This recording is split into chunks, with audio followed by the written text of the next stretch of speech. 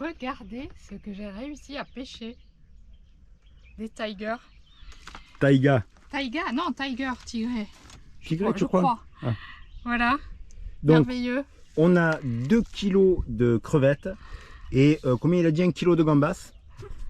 Des gambas tigres, je sais pas comment on les appelle, c'est des super géantes. Voilà, ouais, elles sont immenses. Je crois que les crevettes, c'est de l'ordre de 3 € le kilo et là, ça doit être 5 € le kilo.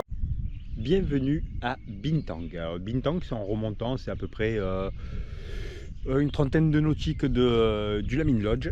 Donc nous sommes arrivés hier soir à 19 h. Bon, on s'est attaqué un petit apéro. Et on a fait la rencontre de Omar. Omar est le pêcheur de Bintang. Donc c'est lui qui nous a approvisionné sur les crevettes. Ensuite, bon, on a pas mal discuté. Alors ce qui est sympa, c'est que bon, il parle très bien anglais, hein, forcément, puisqu'on est dans un pays anglophone, mais il parle aussi espagnol, donc c'est assez sympa. Donc Omar est parti, et allez, un petit quart d'heure après son départ, on a eu la visite de la marine gambienne. Donc ils sont venus contrôler si on était en règle au niveau du permis de naviguer sur le fleuve, au niveau des passeports, des formalités de sortie du Sénégal et des formalités d'entrée en Gambie. Bon, il n'a pas contrôlé la fièvre jaune, donc ils ont contrôlé le bateau, à savoir si on n'avait ni drogue ni armes à bord. Donc voilà, assez important pour eux puisqu'ils nous ont posé 5 fois la question quand même. Donc voilà, écoute, comme on est en règle surtout, ils nous ont gentiment remerciés. Et donc ils sont retournés à leur bureau qui est donc à Bintang. Bintang étant un petit village quand même, avec un lodge également, mais sans piscine cette fois, dommage.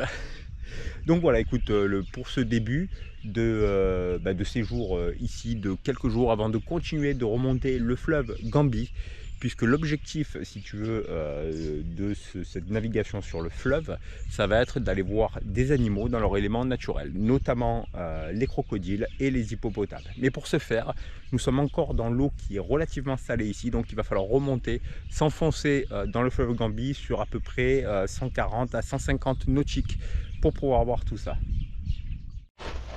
Allez, c'est parti. Aujourd'hui, descente à terre parce que nous allons manger chez Bakary. Alors Bakary, donc est un villageois de Bintang qui est vétérinaire et c'est aussi un ami de Pierrot. Donc Pierrot lui a écrit en lui disant: il y a mes amis qui sont là.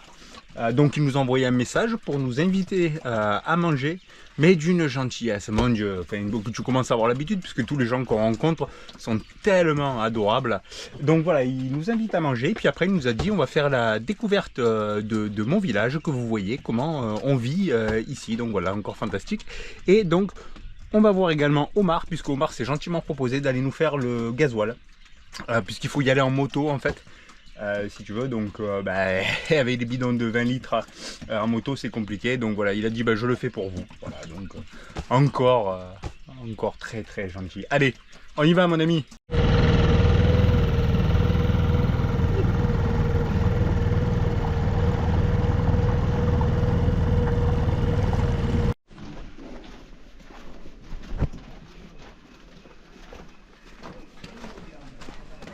Ah, tu le reconnais, le dessin ici? Ici, Pierrot, c'est le maire de la ville. Ouais, tout le monde qui le connaît, tout le monde qui l'aime.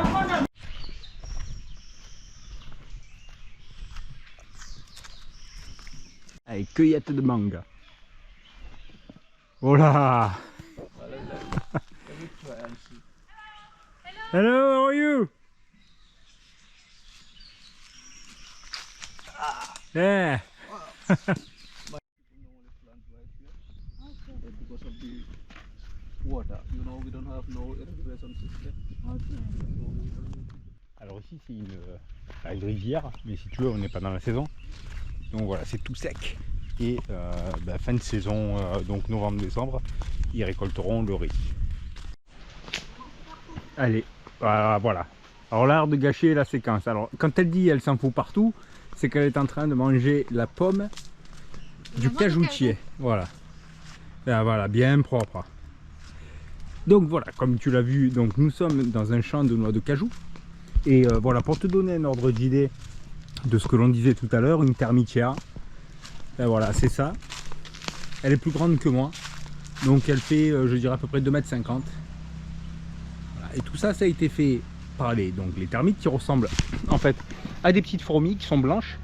Il y en a des millions. Et les fourmis, elles vont chercher de la terre et elles le font avec leur salive ou leur déjection, tout ce que tu viens de voir. Donc il y a toujours une ouverture en bas parce que tu sais qu'en Afrique il fait très chaud. Et donc c'est pour que le vent s'engouffre et donc que ça puisse aérer. Voilà. Et maintenant les amis, qu'allons-nous faire de notre visite? Alors ça c'est le potager du village qui, comme dans beaucoup de villages en Afrique, est tenu par des femmes. Donc c'est Woman Garden, le potager des femmes. Et ça, dans tous les villages qu'il y a au Sénégal ou en Gambie, tu en vois. Et derrière, donc tu verras, si je me trompe pas, ici, toc, ici je pense, des châteaux d'eau. Les châteaux d'eau, donc on monte de l'eau et on va venir lâcher cette eau là pour faire la pression. Et donc tu verras que c'est alimenté également par des panneaux solaires.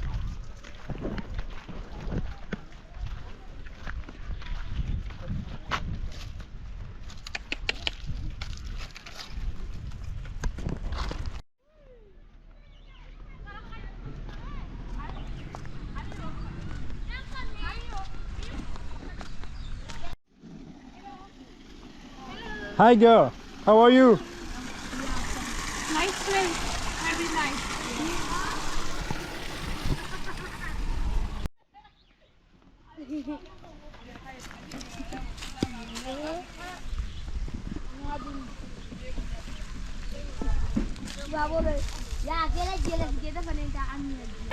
Donc voici Charlie et les drôles de dames qui maintenant amènent ses seaux d'eau. Je vais regarder s'il y a des fois des trucs pour le pastis qui poussent, autant l'arroser quoi.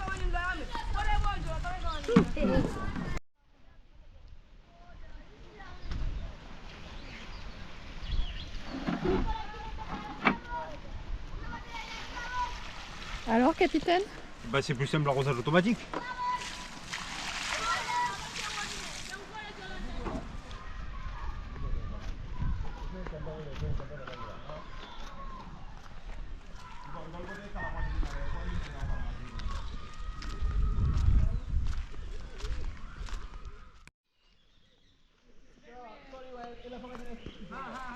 Alors ça, c'est une fabrique de briques, d'agglos, enfin de maison quoi, tu vois.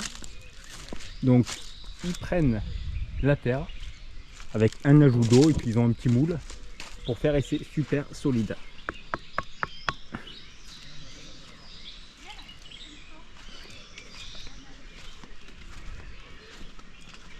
Il y a de ces arbres là, le baobab et le fromager juste derrière, c'est grandiose, au milieu d'un champ de mangue.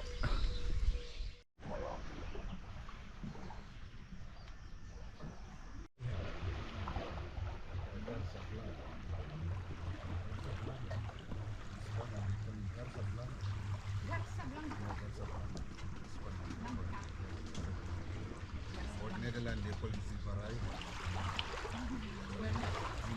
Yeah, usually they call it white egrets. They're looking for fish.